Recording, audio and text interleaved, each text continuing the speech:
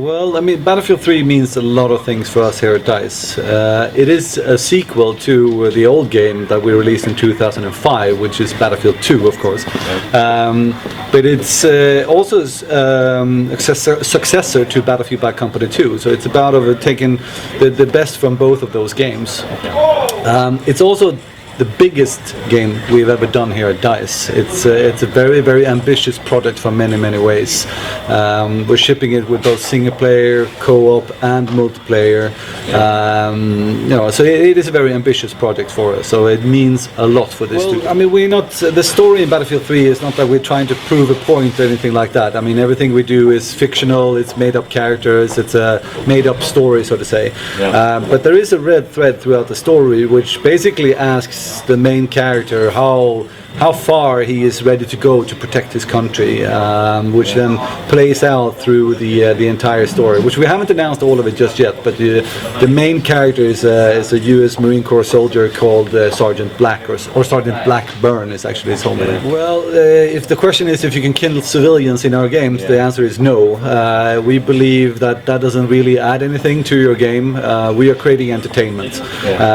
It's supposed to be fun, even though it can be authentic and create emotion in you, but going as far as our competitor did in this case, I don't believe that has any good purpose for the actual game.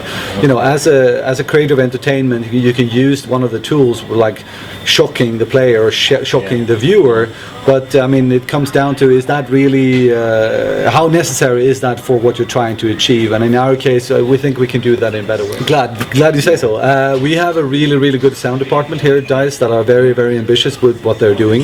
They have been working magic for a long time now, since Battlefield Bad Company 1. The part of it is what they do in the actual sound that they put in the game, how they record this. They've been out in different military exercises and recording actual weapons firings and tanks rolling by, this kind of stuff, to get proper audio that they can mix into the game. And the other part is what the Frostbite 2 engine, the engine can do in the background with the actual sound mixing that it does in real time, which creates a very authentic world of authentic soundscapes. Battlefield 3 is going to ship with 5 modes as it is. We're going to have the classical one, Conquest. We're going to have the objective-based one, which is called Rush. Then we're going to have Squad Rush and Squad Deathmatch, which we've also had before.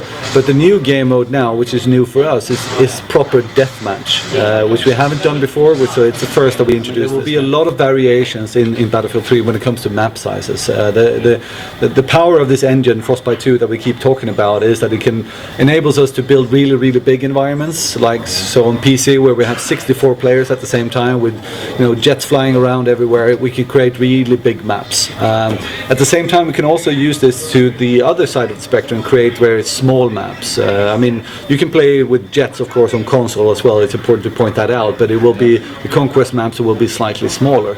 But in some of the game modes, like Team Deathmatch, etc., some of those are easier and perhaps more fun to play out in tight urban environments, which we now can do as well, both indoor and then on street. Well, definitely during the start of the game development, PC was the main platform, but then somewhere halfway into the development, we started focusing on console much more. The way that we do it is like we usually design very big maps and then we can scale them down. So on PC you can play them in 64 player modes, but then on console you play them in a scaled down version, surrounded by the edge of the area of operations, as we call it, where you can't move outside of this. Because it wouldn't work on console if you have 24 players. You can't play that on a map with only 64, which is designed for 64. It would be very empty. Some people want to play the game like that, and if they want to, we actually have an infantry only option that they can search, so they can play the game like that. We've had that in the game before, in other games before. But there will definitely be very vehicle heavy maps on console as well, both with jets, helicopters, tanks, and in all its glory. In Battlefield 3, and I would say in Battlefield in general, we have always focused on the fun part. That it should not be. We're not building a simulator. We're not building realism. We're building something that we want to feel authentic, but it needs to be very fun. So that means that you jump into a jet or a helicopter or something like that, you should be able to pilot it, even though it will take some time for you to master it, but it cannot be as hard as it is in real life, because then it would be some of the vehicles are naturally a bit harder to fly, helicopters, or to pilot, and the helicopters are definitely one of those, and the jets as well. Maybe the helicopter is a bit harder than a jet actually as well, but I mean it should be accessible enough, so even if you're not used to it, you can jump in and have a go at it and start learning, but then it will take some time to learn. Well, we have now one map pack now as it is, which is called Back to Karl-Magnus, which includes 4 of the mostly played maps in BF2, which is also part of a pre-order offer actually, so if you order the game now before it comes out, you will get this map pack for free. We haven't announced exactly when it's coming out, and we also haven't announced any other packages, but there will be more coming out. We're going to take care of this product for quite some time. Even more so. I mean, we do this during development as well, especially when we start to get the betas out and the alpha trial that we also had.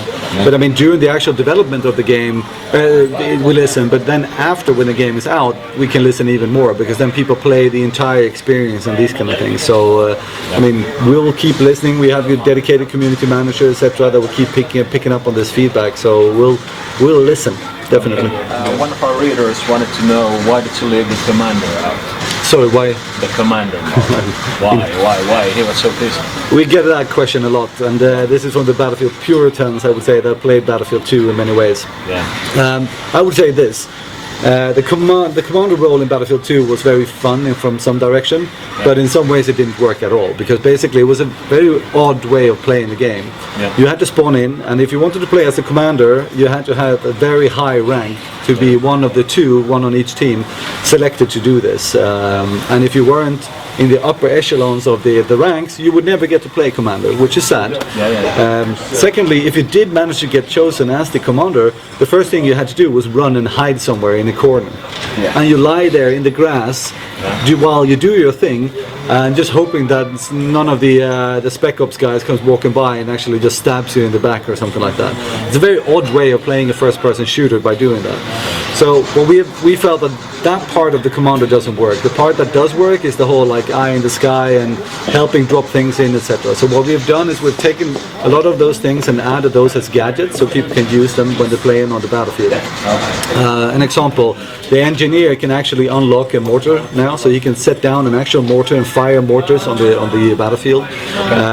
The recon class, or the sniper, he has a UAV drone that he can fly around and actually perform the UAV functionality that we had before, as well as the commander, etc. So we have taken those ideas and pushed them into the actual squads themselves. So I understand that some people might not like it, some people will like it, and I think when you play Battlefield 3, you'll notice that it will last for a very long time if you count it all together. I mean, it's a big package. We have both single-player, co-op, and multiplayer. And multiplayer is, you can spend hundreds and hundreds of hours if you want to go deep in that campaign. I think you said 1,000-hour game once. So 1,000 hours? Yeah, it might be 1,000 hours. I mean, it depends on I can say this much: the persistence in Battlefield 3 and our multiplayer now is the deepest one we've ever done. There's a lot to dig through if you want to go through all of it. If you combine that with the co-op, which you can play over and over again together with a friend, and then the single player, which you play by yourself, which depending on difficulty level and how skilled you are, it can last anything. You know, our ambition was to have something up to 10 hours, but it depends on how quickly you rush through it. Of course, there were people always try to speed run them as quickly as possible. That's fine; they can have fun with that as well. But I mean, it's a big package that we have all together, so it should last for a long time. Well, we haven't planned any special events from that perspective when it comes like what some of our competitors do right now, but we'll see what we do in the future.